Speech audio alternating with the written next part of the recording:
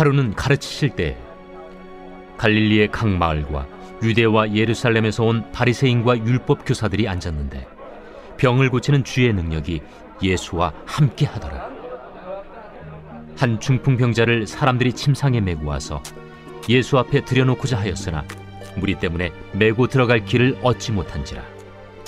지붕에 올라가 기와를 벗기고 병자를 침상째 무리 가운데로 예수 앞에 달아내리니 예수께서 그들의 믿음을 보시고 이르시되 이 사람아, 내 죄 사함을 받았느니라. 서기관과 바리새인들이 생각하여 이르되 이 신성모독하는 자가 누구냐? 오직 하나님 외에 누가 능히 죄를 사하겠느냐? 예수께서 그 생각을 아시고 대답하여 이르시되 너희 마음에 무슨 생각을 하느냐? 내 죄 사함을 받았느니라 하는 말과 일어나 걸어가라 하는 말이 어느 것이 쉽겠느냐? 그러나 인자가 땅에서 죄를 사하는 권세가 있는 줄을 너희로 알게 하리라 하시고 중풍병자에게 말씀하시되 내가 네게 이르노니 일어나 내 침상을 가지고 집으로 가라. 그 사람이 그들 앞에서 곧 일어나 그 누웠던 것을 가지고 하나님께 영광을 돌리며 자기 집으로 돌아가니 모든 사람이 놀라 하나님께 영광을 돌리며 심히 두려워하여 이르되 오늘 우리가 놀라운 일을 보았다. 저희가 오늘 이 본문의 사건이 어느 정도의 시간이 지났는지는 사실 잘 모르겠어요. 그러니까 총 예수님이 말씀을 가르치던 시점부터 이 병자가 침상을 들고 여호와 하나님께 영광을 돌리며 집으로 돌아가는 요 전체 시간이 얼마의 시간이 걸린 사건인지 모르겠지만 한 가지 사건인 것은 분명하잖아요. 이 본문에서 저희는 본문 주제를 이렇게 정해보려고 합니다. 예수님은 말씀의 권세로 중풍병자를 고치셨고요. 그리고 반대로 믿음 없는 자들은 책망하셨다라고 하는 주제가 본문에 드러납니다.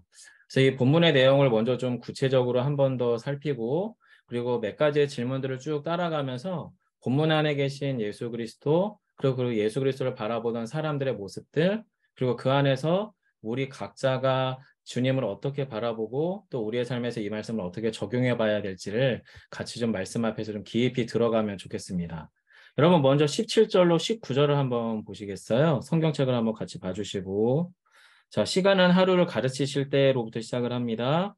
그리고 갈릴리에 그리고 유대, 예루살렘 각각의 마을들 한마디로 얘기하면 이스라엘 전역입니다. 이스라엘 전 지역에서 온 바리새인과 율법 교사들을 예수님이 가르쳤습니다. 이 사람들이 원래 교사잖아요. 이 사람들이 원래 가르치는 걸 행하는 사람들인데 이 사람들을 가르쳤다고 말을 하고요. 반대로 그리고 나서 주님께서 그렇게 말씀을 가르치실 때에 18절, 19절에서는 또 한 종류의 사람이 등장을 하는데 그게 18절에 중풍병자죠. 한 중풍병자가 예수님이 그 바리새인과 율법교사들을 가르치는 그 공간 안으로 그가 예수님께로 가려고 했지만 길이 없었어요. 그래서 지붕을 벗겼다라고 이야기하는데 여러분 이거 상당히 크게 시끌벅적한 사건일 텐데 그 지붕을 벗기고 병자를 달아내렸다라고 하는 내용이 17절로 19절의 이야기예요. 자, 이렇게 달아내리는 모습을 예수님이 이제 바라보신 거죠. 그게 20절부터 24절의 에피소드인데 예수님께서 그 중풍병자를 달아내리는 그들의 일행, 그들의 믿음을 보시고 저 복수형이니까 달아내린 그 사람들의 믿음을 보시고 여기서 약간 맥락이 웃겨요, 여러분.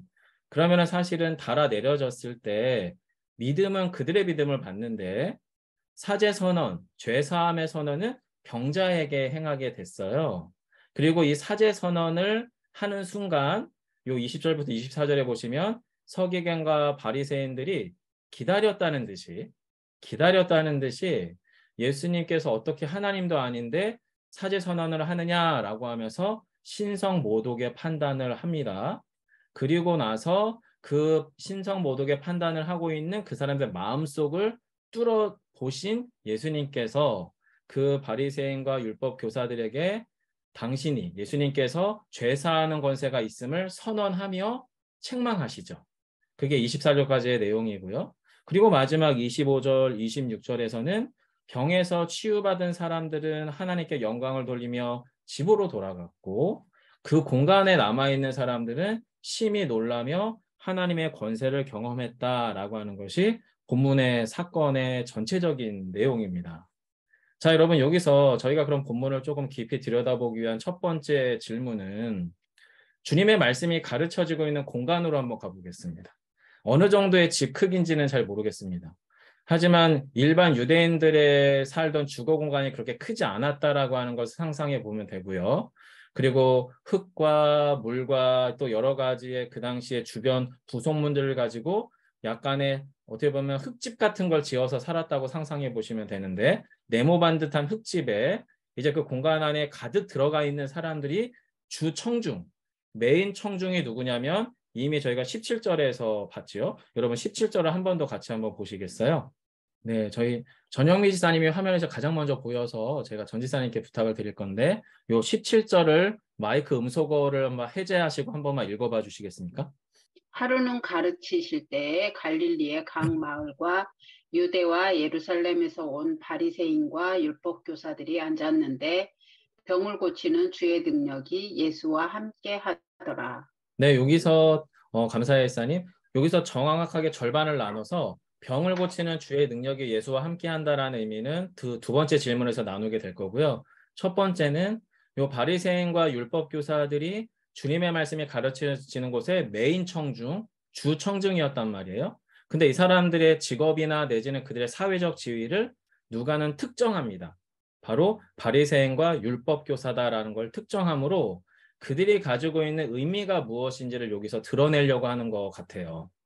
그리고 또 만약에 이 사람들이 주 청중이라면 우리가 성경을 많이 읽어본 우리 입장에서 상상해 볼 수 있는 일, 그들이 주 청중일 때 일어나는 일이 무엇일까를 저희가 상상해 보면 될 것 같은데, 특별히 저희가 여러분 이 본문을 저희 김현전 전사님하고 그 다음에 이명민 강도사님이랑 같이 저희가 공동 성경 연구를 합니다. 아직은 저희가 준공이 안 났고 공간이 분리가 안 돼서 그냥 세대가 함께 통합으로 말씀을 듣지만, 세대 분리가 되면 이제 연령에 맞게끔 말씀을 나누게 될 텐데요. 그렇게 같이 공동 연구하는 과정에서 저희 김현전 전사님이 요 바리새인과 율법 교사들이 앉았는데라고 하는 단어의 원어, 요 본문에 있는 이 헬라어 언어가 갖고 있는 의미를 같이 나눴는데요.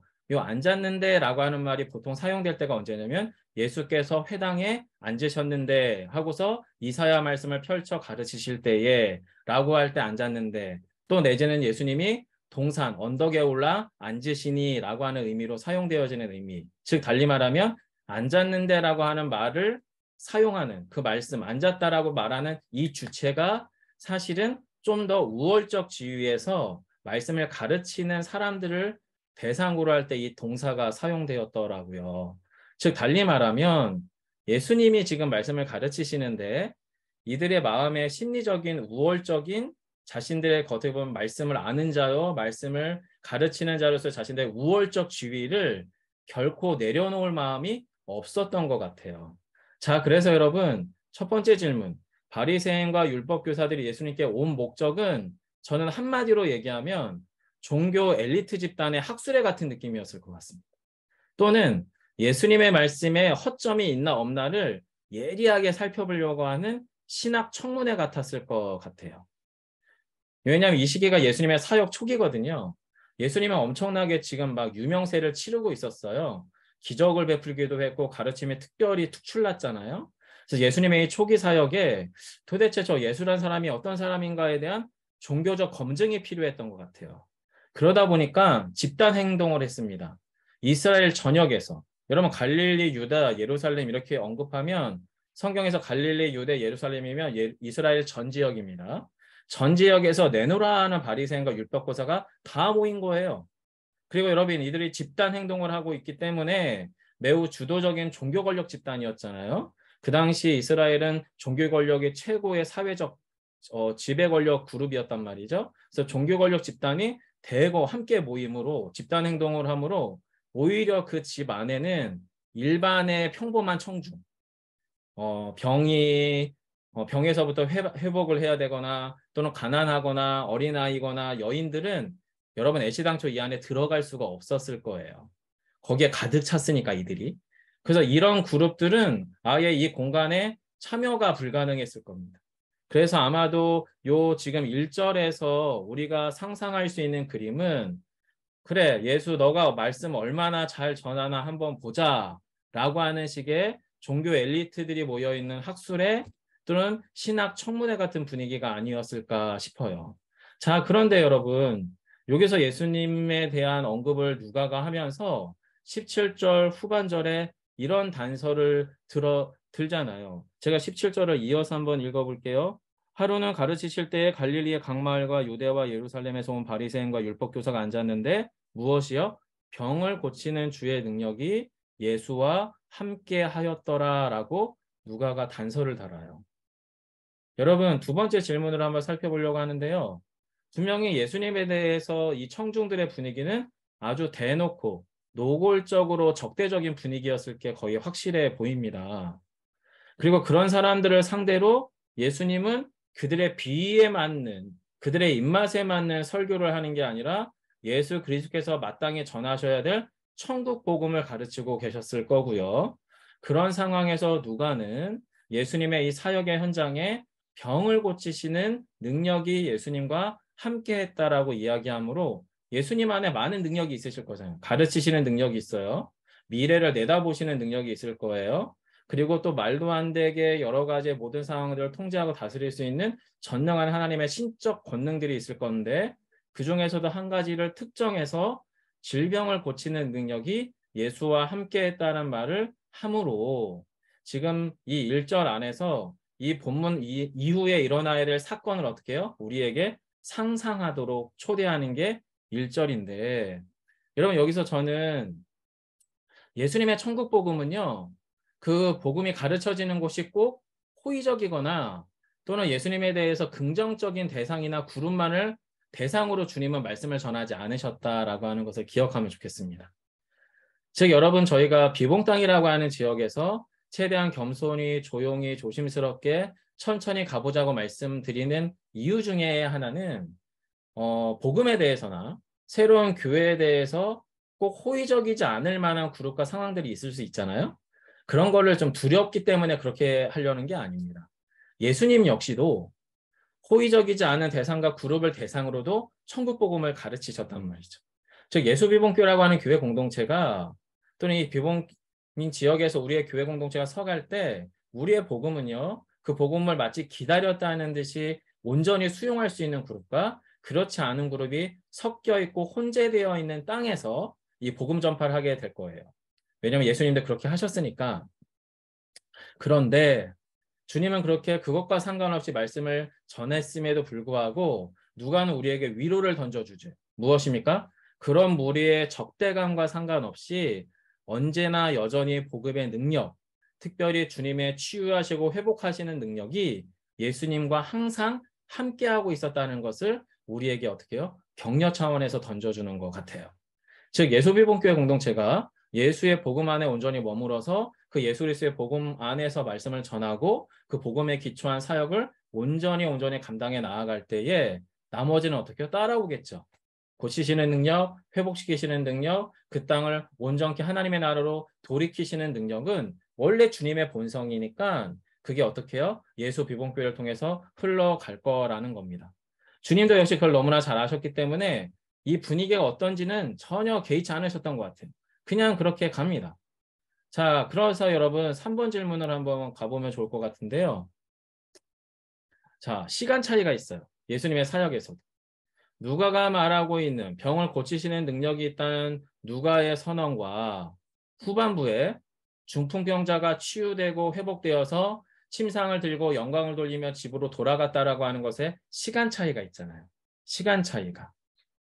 이것을 우리는 결론적으로 치유됐구나라고 하면서 알고 있으니까 이게 한꺼번에 확 읽히는 사건이지 여러분과 제가 2000년 전에 이 사건 안으로 들어간다면 중풍병자가 오기 전까지 그 말씀이 가르쳐지는 공간에서의 분위기는 장난 아니었을 거예요. 엄청 불편했을 거예요. 엄청 불편하고 엄청 답답하고 숨막히고 뭔가 보이지 않는 적대적인 분위기가 압도적이었을 것 같아요. 그리고 그 이후에 얼마 후에 여기 이제 얼마 후에 중풍병자가 올 거니까 지붕을 뜯어낼 거니까 그럼 중풍병자를 주님이 일으켜서 회복시킬 거니까 이걸 알아차리는 건 불가능한 일입니다. 사실은. 저희가 결론을 알고 있기 때문에 이렇게 느끼는 거지 사실 이것은 어려운 일이에요. 자, 그러면 여러분과 저와 여러분이 이 사건의 결말을 모르는 상태에서 이 본문을 읽고 있다면 누가는 우리에게 무엇을 보여주고 싶은 걸까요? 그게 여러분 이 질문에 대한 답으로 제가 적어 놓은 건데요. 현희전 선생님이 조금 요약을 해놨는데 제가 정리한 거를 좀 더 길게 한번 읽어드릴게요. 병을 고치시는 주의 능력이 발현되지 않은 상태죠, 아직은. 발현되지 않은 상태에서 중풍병자의 침상이 예수님에게 이르는 길을 얻지 못했습니다. 얻지 못한 상황, 이거 두 개는 정확하게 대비됩니다. 정확하게 대비가 돼서 집안에는 예수님의 적대 세력이 절대적으로 득세하고 있는 상황이었고요. 정작 병을 고치는 능력이 필요한 중풍병자에게는 복음의 능력이 단절되어 있습니다. 여러분 이것이 무엇의 현실을 보여줍니까? 이 땅의 현실을 보여줍니다. 이 땅의 현실. 예수님에 대해서 적대적인 사람들, 세상을 사랑하고 세상의 방식으로 살아가는 사람들은 절대적으로 득세하고 있는 게 이 땅의 현실이죠. 정작 병을 고치는 능력이 필요한 복음이 필요한 중풍병자에게는 그 능력이 단절되어 있는 게 마치 이 땅의 현실인데 여러분 여기서 시간 차이는 무엇을 의미하냐면 그럼에도 불구하고 주님은 정작 아무것도 하지 않으셔요. 뭐만 합니까? 그저 당신의 말씀을 가르치실 뿐입니다. 말씀만 하실 뿐입니다. 그런데 무엇처럼요? 마치 당신에게 죄사함의 권세와 치유의 권세가 있음을 확증해야 될 시간을 기다리는 것처럼 주님은 그저 말씀만 전하고 있어요. 여러분 저희 예수비봉교회 공동체가 함께 꼭 기억하셔야 되는 게 비봉 땅에 가서 우리가 뭔가 빨리 해야 되는데 여기에 조급증에 빠질 만한 사람은 아마 저와 마태 목사님의 가능성이 크고 어쩌면 마태 목사님보다 또 저희가 더 빠질 수도 있지 않을까 싶은데 여러분 그렇게 조급해하지 않으셔도 될 것 같아요.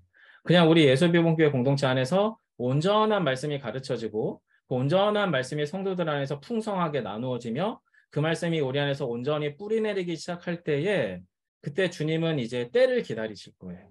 당신의 죄사함의 권세와 치유의 권세가 예수 비봉교회를 통해서 확증돼야 되는 시간을 기다리고 계실 게 너무나 확실합니다.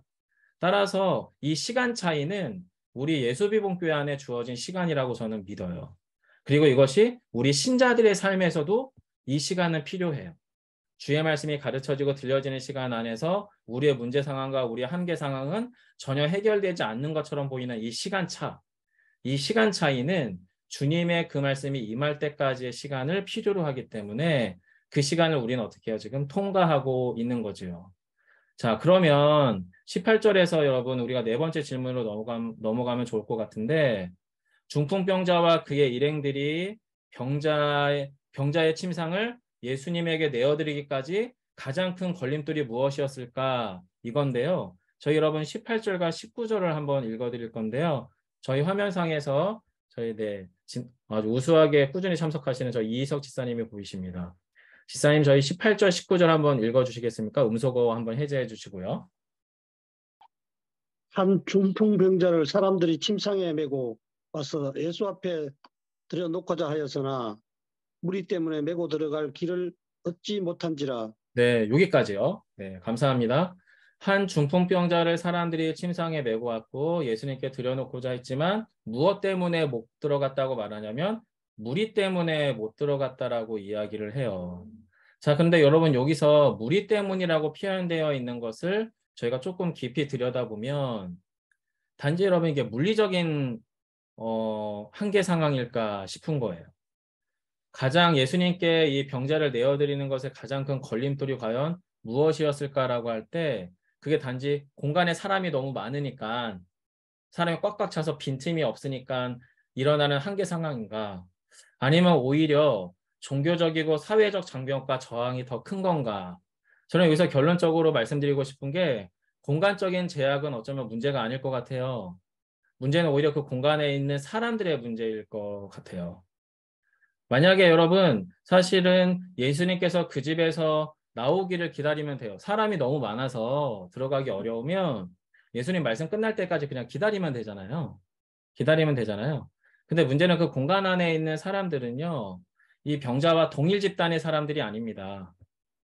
그 안에 있는 사람들은 병자와 동일 집단의 사람이 아니기 때문에 그래서 예수님께 나아가기가 훨씬 어려웠던 거예요. 그 공간에 있는 사람들이 문제인 거죠. 마치 여리고성을 내려가다가 강도 만난 자를 피하려고 했던 제사장 또는 레위 사람들을 연상시키는 게 그 공간에, 그 방 안에, 집 안에 있었던 사람들의 구성원들이었어요.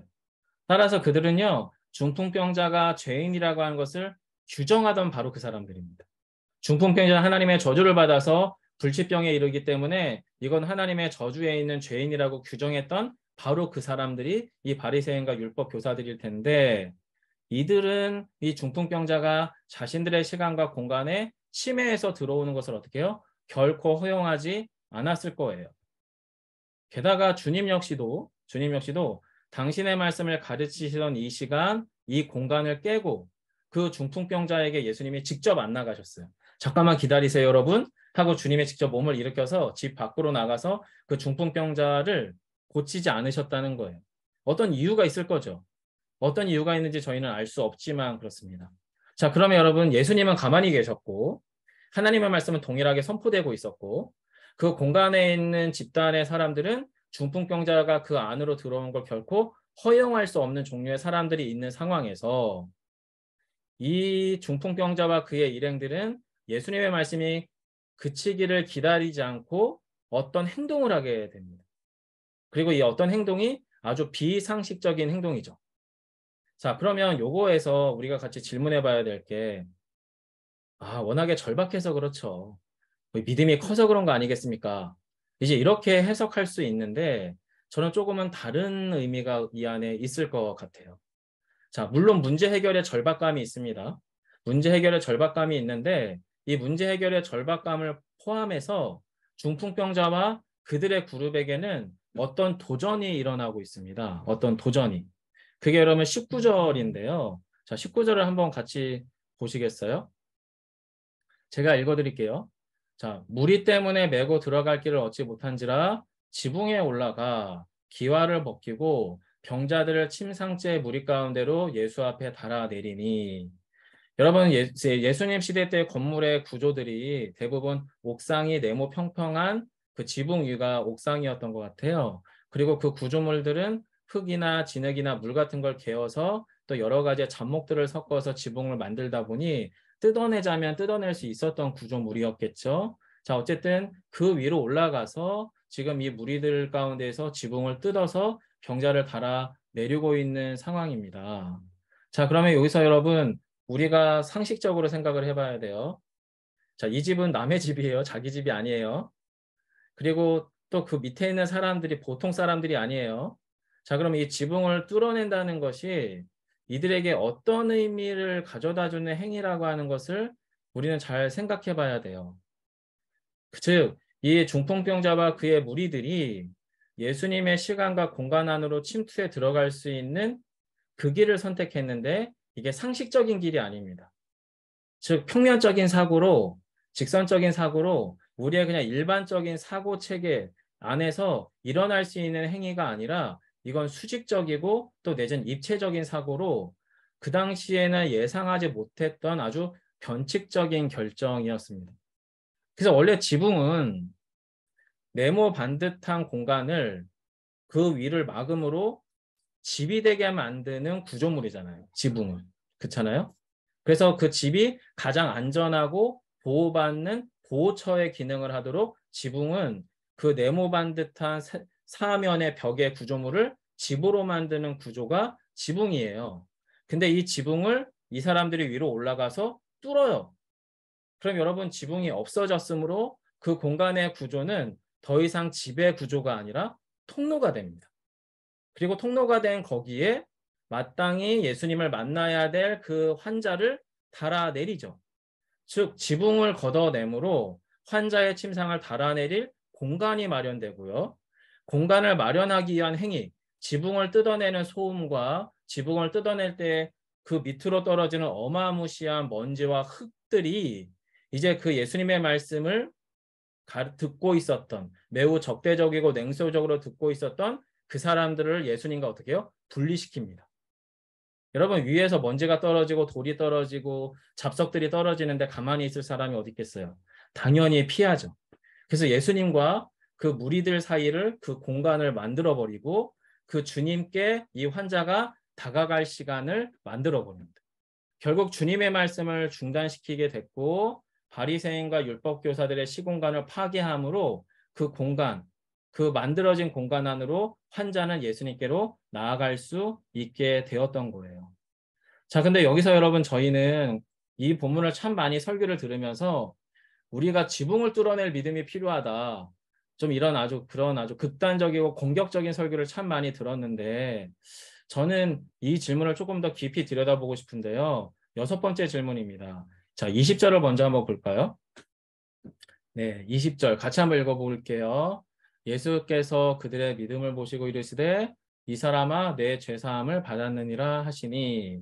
자, 여러분 여기서 중풍병자와 그 일행들의 도전을 믿음으로 보신 이유가 뭐냐? 믿음으로 보신 이유. 요걸 이제 저희가 이제 습관적으로 아까 말씀드렸던 정말 아주 용감하고 또 무모하고 공격적으로 그 지붕을 뚫어낸 행위를 보고 주님이 믿음으로 보셨다라고 우리는 보통 이야기를 하는데요. 저희가 볼 때는 그런 것 같지는 않습니다. 예수님이 물론 그들의 도전을 믿음으로 보셨는데요. 문제는 지붕을 뜯어냈다는 것은 믿음의 결과입니다. 믿음의 결과상 지붕을 뜯어내게 된 거고요. 그들이 지붕을 뜯어내기까지 그들 안에 일어난 믿음의 역동이 있습니다. 믿음의 역동. 즉 그들의 믿음이 원인이 되어서 본문에서는 예수님이 그가 죄사함을 받았다라고 선언을 하고 있거든요.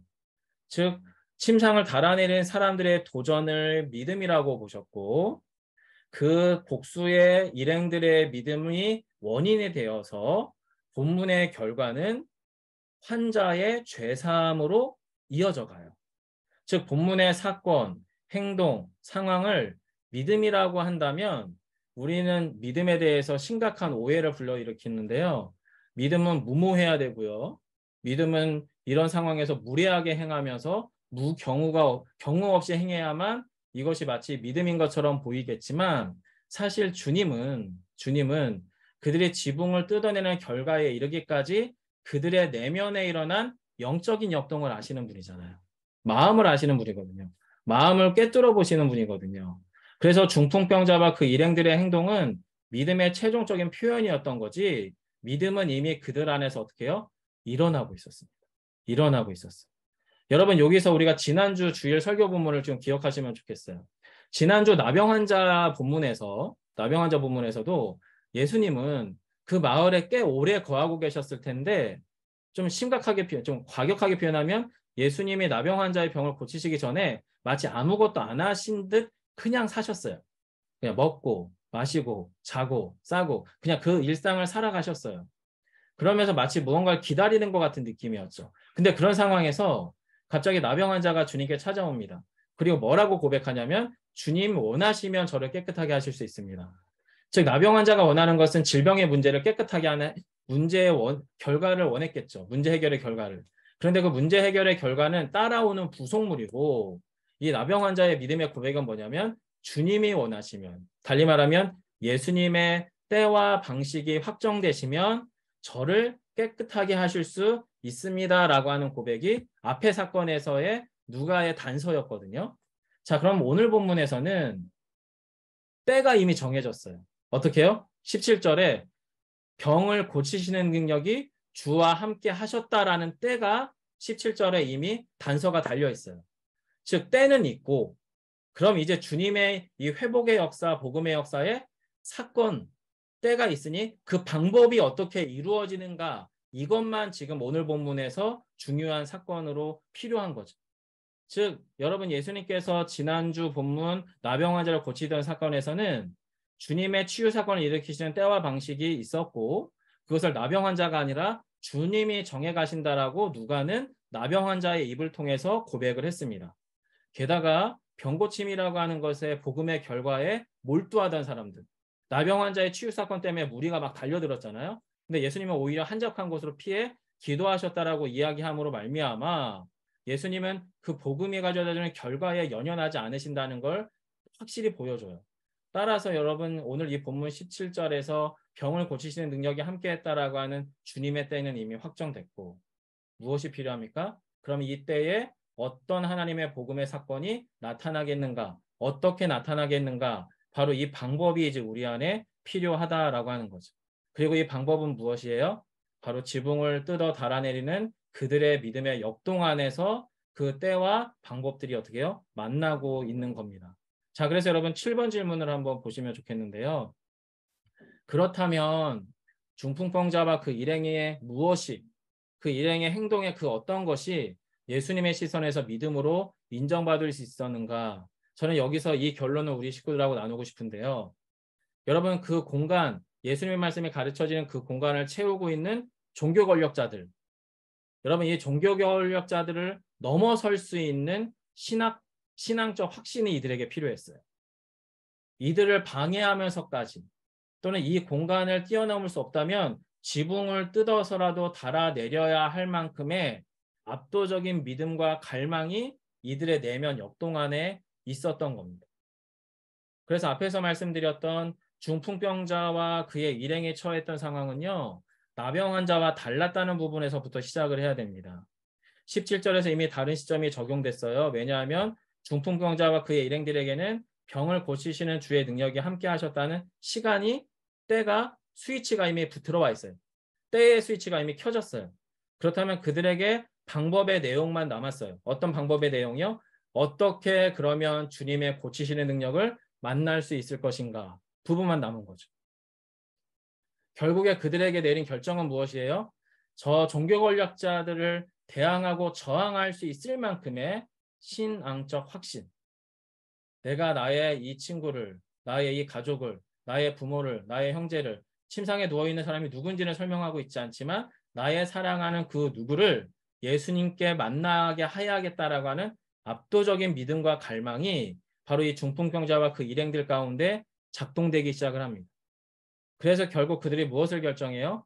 공허하고 적대적으로 호시탐탐 예수의 가르침에 약점이 무엇일까를 노리고 있었던 그 공간을 어떻게 해요? 깨트립니다. 그리고 오히려 진짜 생명의 말씀이 정말 필요한 나의 사랑하는 병상에 누워있는 그에게 바른 통로와 바른 방식으로 적절하게 전달되도록 그 공간을 어떻게 해요? 그 방법을, 시공간을 바꾸어 버립니다. 자, 그렇게 하기 위해서 가장 과감하고 비약적인 방법으로 이미 앞에서 말씀드린 거잖아요. 그 무리들 사이를 비집고 들어가든지 아니면 그 공간을 깨트리는 거죠. 그리고 이 방법을 결정하는 데는 사실 믿음이 필요한 거예요. 이미 앞에서 말씀드린 것처럼 그 당시에 종교 권력자들에게 저항할 수 있을 만큼의 신앙적 확신, 압도적인 믿음과 갈망이 필요합니다. 단지 중풍병자에 대한 긍휼한 마음이나 절박감만으로는 해낼 수 없는 일이에요. 차라리 그런 단순한 긍휼감과 절박감이면 그냥 기다리면 돼요. 하지만 그들은 무엇에 반응한 거냐면 주님의 고치시는 주권의 때에 바로 믿음으로 도전한 것 같습니다. 그리고 주님은 거기에 어떻게 해요? 반응하셨죠. 부응하셨죠. 어떻게 해요? 마치 앞선 나병 환자 때 주님이 원하시면 깨끗하게 하실 수 있습니다라고 하는 나병 환자의 고백에 내가 원하노니 깨끗함을 받으라라고 말씀하셨던 것처럼 바로 이들의 믿음의 도전과 반응에 예수님이 어떻게 해요? 반응하십니다. 그런데 여러분 여기서 주님의 의도적인 표현이 있습니다. 20절인데요. 병 고치는 사건으로 끝나지 않고요. 본문에서는 사제 선언을 해버려요. 여러분 20절을 한번 볼까요? 20절. 네.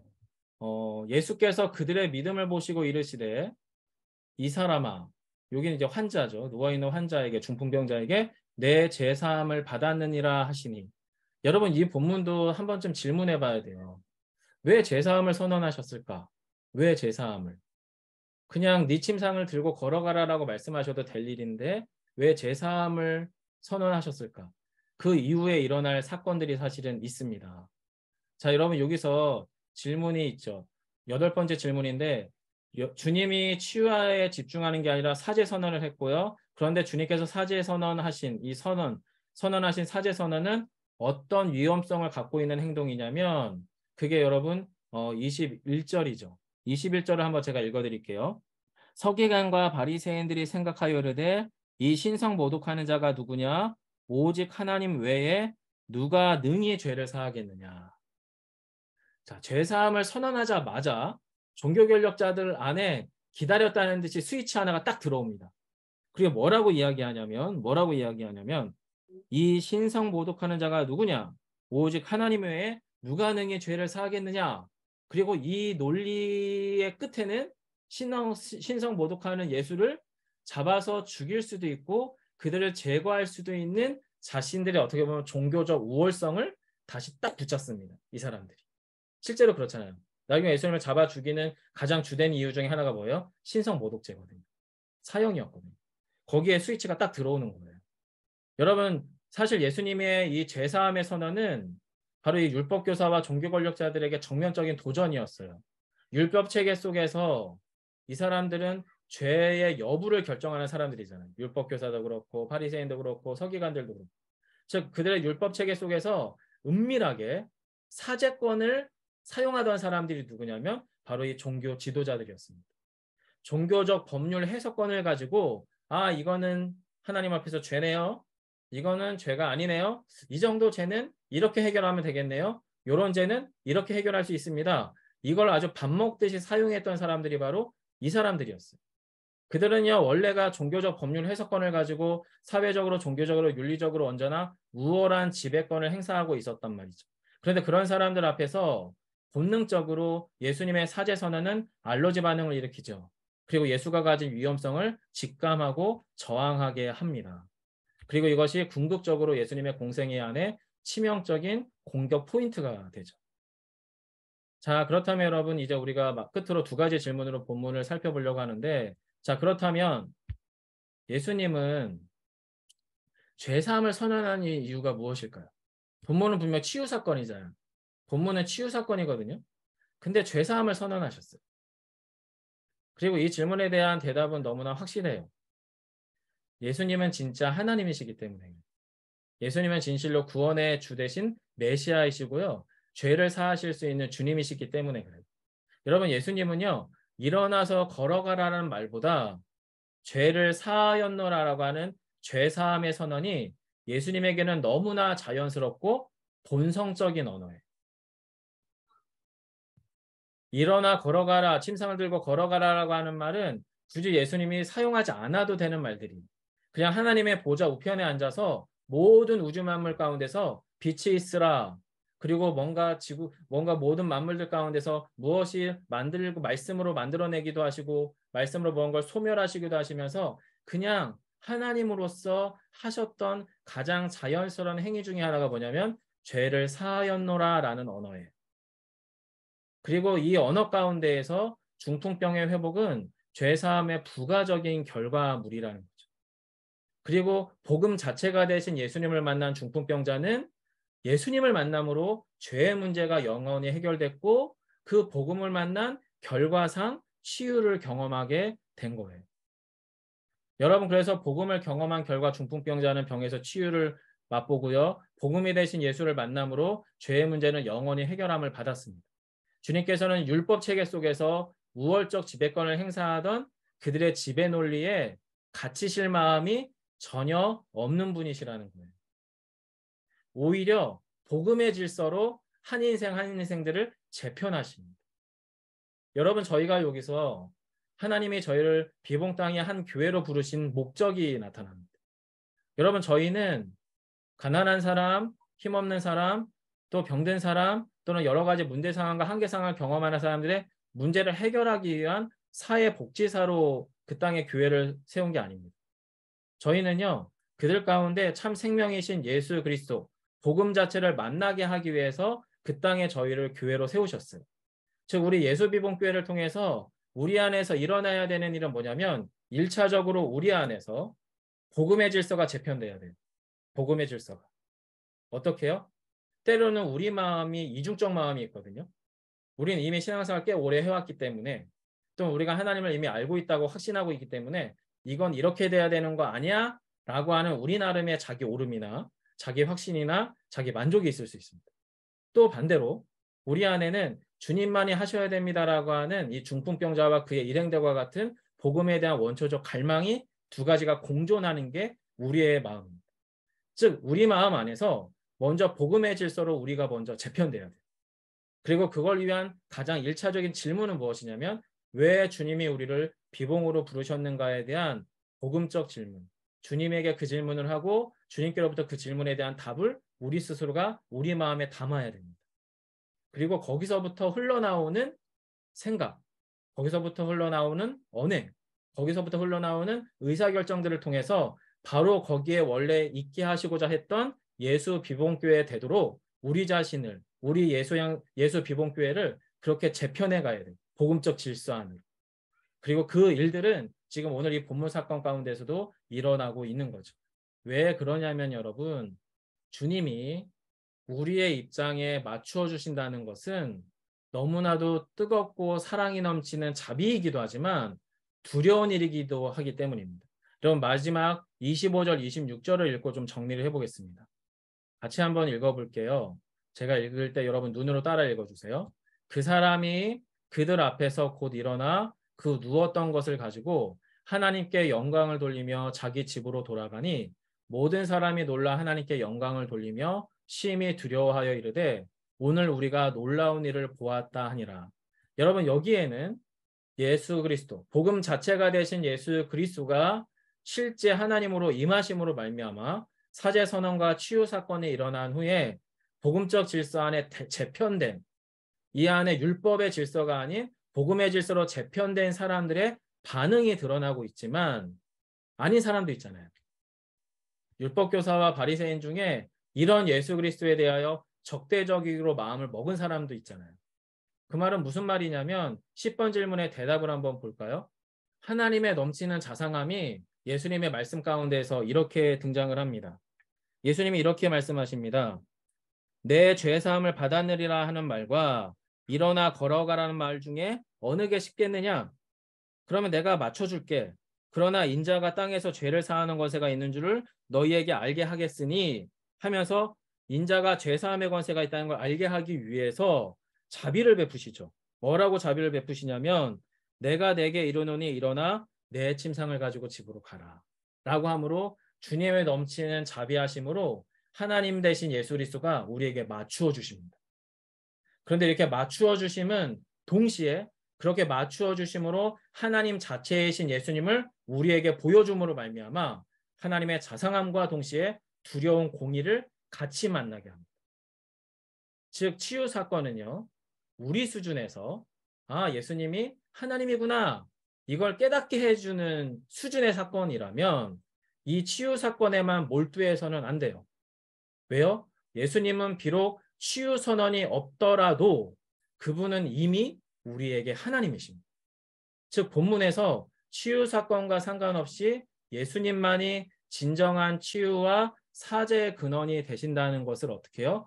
질문하고 그 무거운 질문을 우리에게 던져주는 게 25절로 26절입니다. 여러분 그래서 저희는 이렇게 생각해 봐야 돼요. 우리가 치유 사건에만 몰두한다면 그 순간 믿음이 없는 세상과 사람들은 그 자체로 심판을 받게 됩니다. 무슨 말이냐면 우리 수준에서 치유 선언이 이루어지고 심판자로서 제사함이 동시에 선언되시는 순간 우리는 여러분 결정해야 됩니다. 무엇을 결정해야 되냐면 예수님은 그냥 적당하게 치유와 문제를 해결해주는 은사주의자인가 또 내지는 예수님을 적대적으로 바라보던 사람들 치료 행위를 가장한 거짓 메시아인가 이 질문이 치유에만 몰두할 때 일어나는 일이라면 이 본문 가운데에서 우리는 무엇을 만나게 돼요? 치유와 사죄의 모든 근원이 되시는 하나님이신 예수님을 만나게 됩니다. 그리고 그 가운데에서 치유가 앞에서 말씀드린 것처럼 치유 사건이 일어나든지 일어나지 않든지 진짜 하나님이신 예수 그리스도를 만나게 되지요. 여러분 여기서 저희가 결론을 좀 맺어가려고 합니다.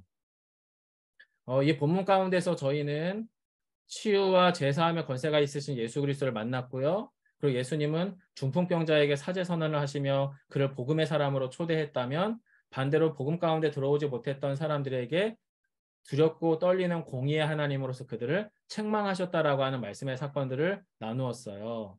자, 이 말씀 가운데서 저희가 돌아오는 주일날은 어떤 말씀을 나누게 되냐면 예수님은 말씀의 원천이 되시고 치유와 회복의 주권자가 되시므로 그 주님 앞에 저희가 깊이 나아갑시다 라고 하는 주제로 말씀을 전하게 될 건데요. 이 말씀이 주일날 나누어지고 나서 여러분의 주보에 나누어 드릴 복음대화의 질문들입니다. 이 복음대화의 질문들을 저희가 좀 정리한 걸 읽어드리고 같이 기도하고 나서 말씀을 정리하고 기도하면서 마치겠는데요. 이번 돌아오는 주일날 그리고 또 오늘 말씀 가운데에서 예수님의 말씀이 귀로는 들리는데 나에게는 전혀 영향력이 없다고 느낄 때가 우리에게 있잖아요. 저도 가끔 있거든요. 근데 그때가 언제냐면 크게 두 가지 때입니다. 첫 번째는 이 문제는 예수님도 해결하지 못하지 않을까? 이 문제 해결의 길이 전혀 보이지 않아. 나는 지금 이 상황이 너무 불만족스럽고 너무 절망적이라서 하나님도 이 상황에서는 아무 일도 할 수 없을 거야 라고 느낄 때 사실 우리에게 예수님의 말씀은 안 들리죠. 그리고 두 번째 상황이 또 있어요. 주님, 이건 주님이 안 하셔도 돼요. 이 상황과 이 문제는 충분히 제가 할 수 있습니다. 제가 충분히 통제할 수 있으니까 괜찮아요.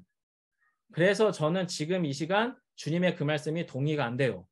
두 가지 케이스입니다. 주님의 말씀이 귀로만 들리고 심령에 가닿지 않는 상태가 크게 두 가지인데 첫 번째는 극심한 고통과 절망감 속에서 이 문제는 주님도 하실 수 없을 거야 라고 한다거나 또는 이 상황은 충분히 내가 통제하고 내가 다룰 수 있어. 그렇기 때문에 주님의 말씀은 동의되지 않아요 라고 하는 질문이 우리 안에 올 때 오늘 본문의 말씀은 예수님이 저와 여러분에게 어떤 분인가를 질문하고 있다는 거죠. 두 번째 질문을 한번 또 생각해 보면 좋겠습니다.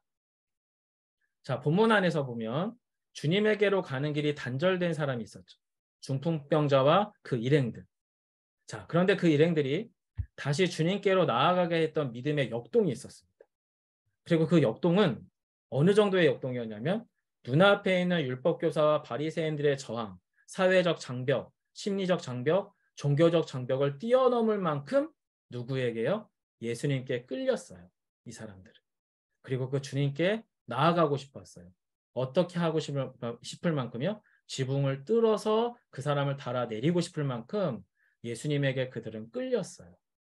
저희는 이 본문 말씀에서 주일날 한 번 더 말씀을 나눌 때에 그 말씀 가운데 저희가 겸손히 서서 그 주님께 끌렸으면 좋겠어요.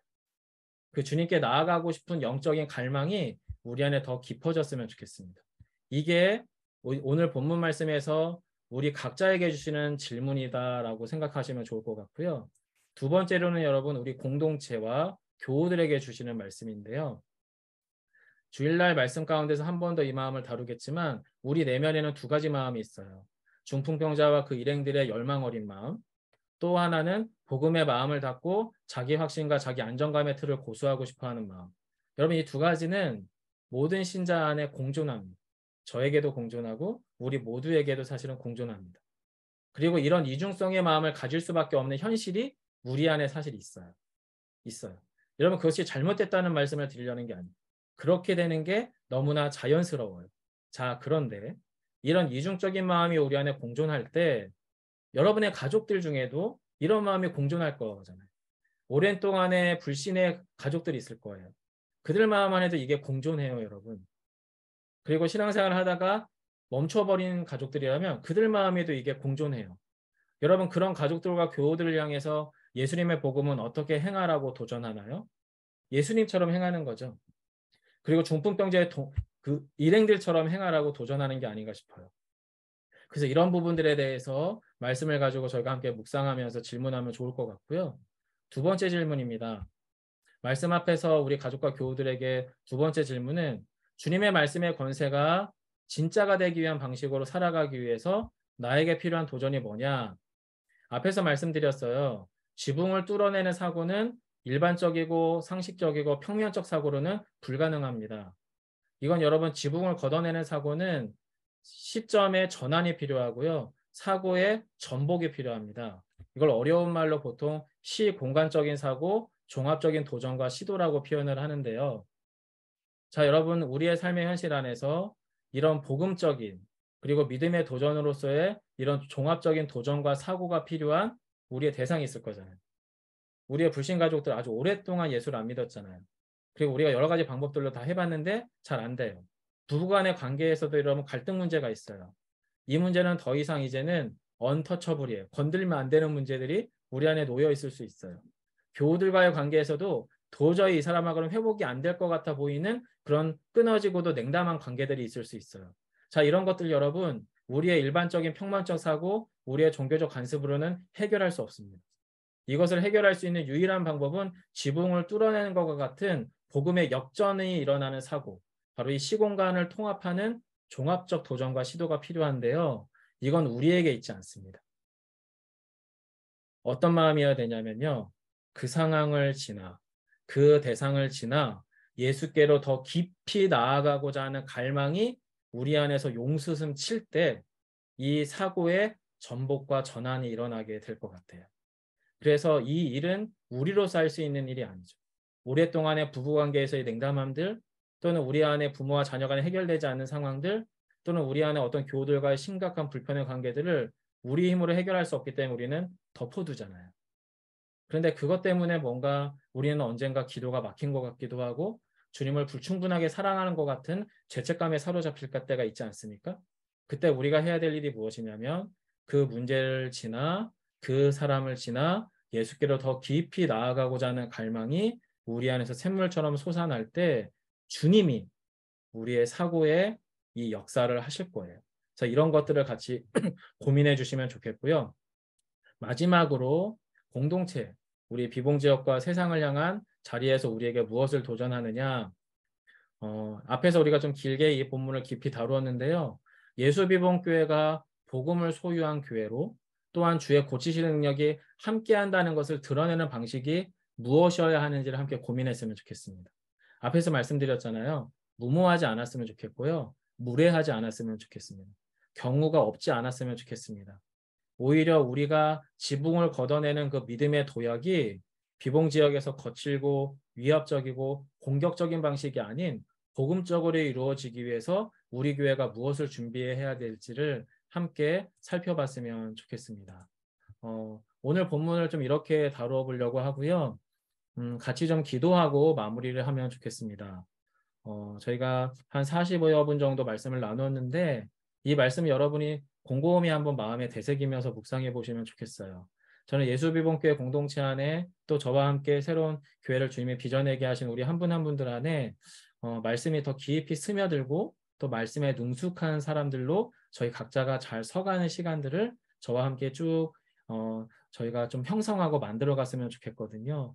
오늘 본문에서 같이 기도하고 싶은 건 두 가지입니다. 첫 번째는 그럼에도 불구하고 어떤 상황임에도 불구하고 어떤 관계에도 불구하고 내가 예수님께로 더 깊이 나아가고자 하는 주님에 대한 그 끌림과 갈망을 회복시켜 달라고 기도하셨으면 좋겠어요. 그리고 또 한 가지는 그런 갈망 가운데 나아갈 때에 주님이 우리를 통해서 무엇을 하시는지를 맛보게 해달라고 기도했으면 좋겠습니다. 문제 해결책으로 급하게 가려고 하지 마시자고. 주님을 깊이 만남으로 주님이 그 문제를 해결하시는 방식을 경험할 수 있는 우리 자신이 될 수 있도록 해달라고 이 두 가지 기도 제목 붙잡고요. 저희가 한 2, 3분 정도 함께 통성으로 기도하도록 하겠습니다. 함께 기도합니다. 사랑이 많으신 아버지 하나님 감사하고 고맙습니다. 귀한 하나님의 사람들과 함께 더불어서 우리가 주님의 은혜를 구하며 나아갑니다. 주님 우리에게 말씀하여 주십시오. 우리의 모든 상황들을 주님이 다스려 주시기를 간절히 소망합니다. 아버지의 본문 가운데에서 예수 그리스도께로 나아가고자 했던 어느 한 그룹을, 어느 한 사람들을 보게 됩니다. 하나님 그들 안에는 그럼에도 불구하고 주님께로 나아가고자 하는 갈망이 있었습니다. 하나님 그들에게는 그 상황을 뛰어넘고 그 상황을 완전히 뒤집어 엎어서 오히려 예수께로 나아가고자 하는 그 뜨거운 갈망들이 그 상황을 새로운 궁연으로 이끌어가는 역사를 경험하는 그룹이 있었습니다. 주님, 우리의 삶의 자리가 그러하길 소망합니다. 주님, 우리 예수비봉교회 공동체가 그런 공동체가 되기를 소망합니다. 복음의 역전이 일어나는 현실이 우리 예수비봉교회 공동체의 현실이 되게 해주십시오. 하나님, 우리의 오랫동안에 해결되지 않았던 관계와 막힌 상황들과 우리 안에 냉담해지 않은 그 어떤 것들이 오히려 주님께로 더 깊이 나아가고자 하는 영적 갈망이 우리 안에서 회복됨으로 말미암아 주님이 행하시는 놀라운 복음적 사고가, 복음적 사건들이 우리의 현실이 될 수 있도록 주여 도와주시기를 간절히 소망합니다. 하나님, 그래서 우리의 익숙하고 우리의 관성에 젖어 있는 그 어떤 신앙의 습성들이 아니라 우리 예수비봉교회 공동체 안에서 새로운 영적인 출발점 가운데 서 있는 저를 비롯한 모든 한 분 한 분들이 이제 하나님이 원하시는 목회, 하나님이 원하시는 교회, 하나님이 원하시는 신자로서의 삶에 우리 자신을 온전히 세움으로 말미암아 새롭게 하시는 주님을 경험하고 새로운 복음의 역동과 역사가 실제가 되는 아름다운 공동체로 저희를 삼아 주시옵소서. 제가 마무리 기도하겠습니다. 그리고 저희가 음악을 틀어드릴 테니까요. 혹시 말씀 가운데서 하나님이 주시는 감동이 있다면 그 감동을 따라 기도해 주시고요. 여러분 안에 계속적인 기도 제목들이 떠오르시는 게 있다면 그 기도 제목들로 붙잡고 계속해서 기도하셨으면 좋겠습니다. 제가 마무리 기도할게요. 살아계신 아버지 하나님 감사합니다. 고맙습니다.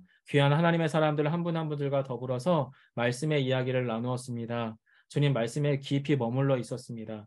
주님 이 말씀 가운데서 예수 그리스도가 어떠한 분이신지 만나게 되고 그 예수 그리스도를 만난 사람들이 어떤 사람들이었는지를 한 번 더 보게 됩니다. 그리고 우리 역시도 거기에 있습니다. 주님, 저희가 주님을 향한 순전한 갈망이 회복될 수 있도록 도와주시고 그 갈망 가운데에서 우리의 여전히 이 문제는 주님도 해결하실 수 없을 거야 부터 시작을 해서 주님 이 문제는 제가 해결해 볼 테니 하면서 주님을 제외했던 그 어떤 사건들 가운데에서 이제는 주님을 통하여 그 모든 문제를 주님께 올려드릴 수 있는 놀라운 믿음의 결단과 은혜가 우리의 현실이 되게 하여 주옵소서. 그렇게 아름답게 준비되어지는 예수 비봉교회가 되게 하시고 그렇게 아름답게 예수님께로 더 깊이 나아가는 우리 한 사람 한 사람 될 수 있도록 주여 우리의 심령과 우리의 생각들을 다스려 주시기를 간절히 소망하오며 예수님 이름으로 기도드립니다. 아멘. 각자 여러분 개인 기도하시다가 우리의 일상으로 돌아가도록 하겠습니다. 감사합니다.